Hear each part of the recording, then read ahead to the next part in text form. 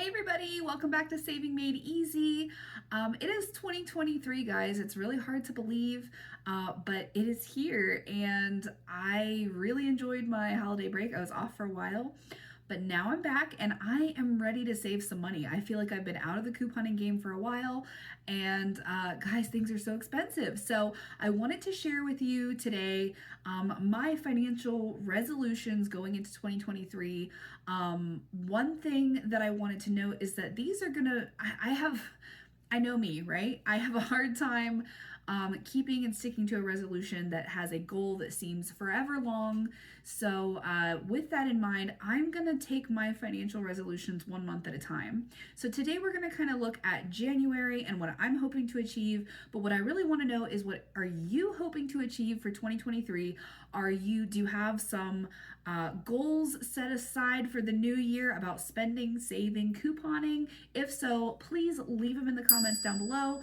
I would love to hear what your financial-esque resolutions are going into this new year. But goals are only as good as the steps that we have taken to achieve those goals, right? So I'm gonna share with you what my goals are and then the steps that I'm gonna take to hopefully make those things happen. And then at the end of the month, we can come back and reevaluate, and we can all kind of share how we did. I'll be upfront and transparent with how we did, and you can let me know in the comments if you've reached your financial goals for the month, or if you have a bigger timeline set out for yourself as well. So with that in mind, let's go ahead and look at my financial resolutions for the month of January.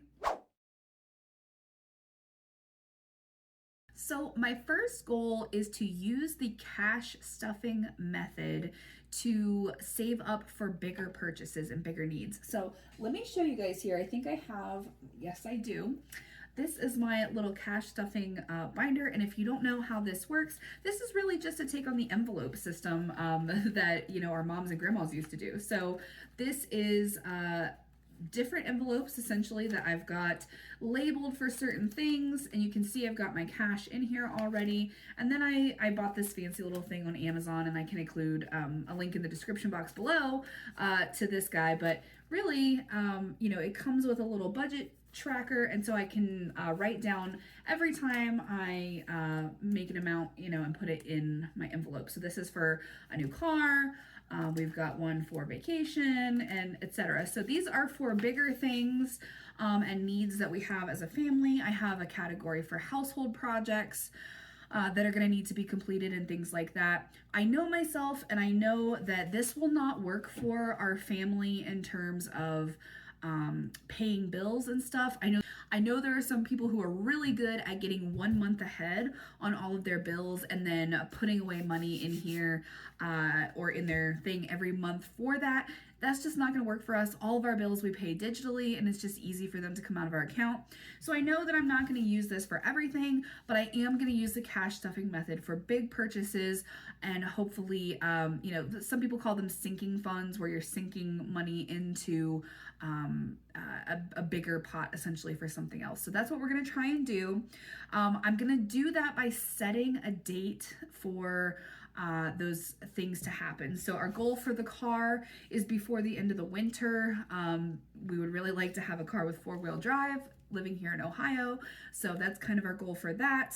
And we're going to keep a record. Like I showed you, this comes with the little budget pages for all deposits and things like that. So I'm going to keep a really thorough record. I'm going to decide what our priorities are. David and I have already discussed this and determined that car is number one. And then, everything else beyond that is in kind of a prioritized order for how we want to spend and save our money. So that is financial resolution number 1.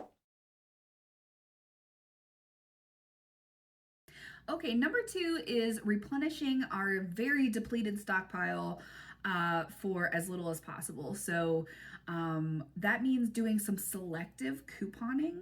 I'm not going to do every great deal that I see. I think when I started out couponing a couple of years ago, it was also exciting, and saving the money was really good. And I got a lot of things that we just won't use as a family, or we've at least had the opportunity to learn what we really will and really won't use. So we did donate a lot of things that we didn't need, but now it's time to start doing those deals for only the stuff that we really, really need to stock up on, and getting, our stockpile back in order. So that's going to be a pretty good goal for me, I think.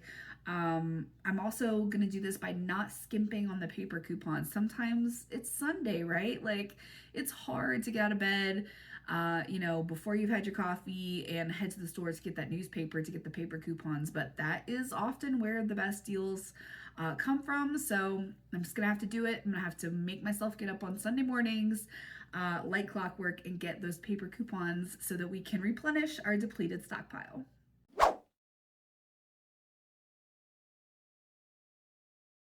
Number 3 is being more organized about our financial situation. So that means keeping records of things. And to do that, I'm going to use the financial printables that I have created myself. They are available in my Etsy store as of right now. So you can actually go get those. I will include a link in the description box below if you're interested. It is a 10-page financial kit that I've created. So I'm going to be dedicated about using that to stay on top of things. There is a budget tracker, there's a spending tracker, there is a monthly calendar for bill pay, there is a savings challenge that you can fill in. So I'm going to do my best to use those printables to keep myself organized. Especially when it comes to our budget, which we do every 2 weeks. We don't do like a monthly budget. We kind of like look week to week to see what our needs are going to be, and we readjust accordingly. So having those printables for that every 2 weeks is going to be really beneficial to keeping me on track. So I think that's what's 4 is one of my favorite ideas. Actually, David actually introduced me to the show Extreme Cheapskates a while ago. Now don't get worried. We're still going to use toilet paper for sure. But in the show, somebody implemented something called a fiscal fast, which we thought was a fascinating idea that we are going to start doing. So basically, this means the last week of every month, you limit spending as much as possible. So, obviously, if bills have to be paid during that month, or during that week, they have to be paid, right? But that means, just 1 week where you don't go out to eat. We're not shopping for anything, just like no extra purchases made on Amazon or streaming services, things like that. Just a week to give your budget a break. And I think that's a really cool idea. I think that helps cut down on the amount of excess spending or impulsive spending that you can do. So we're going to implement that.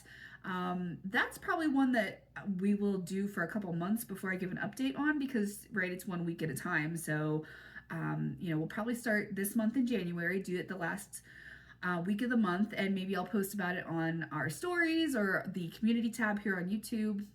Maybe we'll do a TikTok about it if you follow me on TikTok.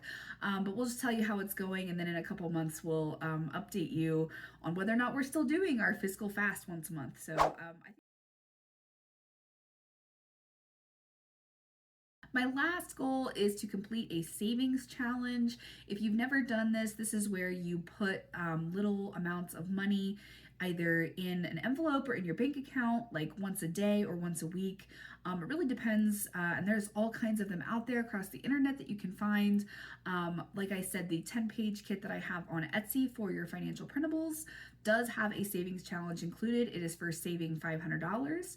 So you color in a little spot, one section at a time, every time you add $5 to your bank account. Now you can do this by setting yourself a specific date, or you can just do this $5 at a time until you reach your goal. So my goal is to complete a savings challenge. That might go a little out past January, I'm not sure, but I would really like to see if I can just rack up some money pretty quickly, in a pretty quick fashion, and add it to an extra little savings, emergency day, rainy day fund, something like that. So that is going to take a lot of staying focused and staying organized, but I know with your help that I can do it, and we can all keep each other accountable for our financial goals. If you like videos like this, in addition to the couponing and stuff I already do, leave me a big thumbs up. If you haven't subscribed yet, definitely join our community of savers and hit that subscribe button. Make sure you turn on notifications so that you know when new stuff comes out. You don't want to be left out. And I think that's it. It's a new year after all, guys. New year, new us, right? Let me know if you'd like to see my goals updated month to month here on the channel. We can do little vlogs about that, so just leave it down in the comments below. Other than that, that's all I have for you guys today. I will see you in the next one.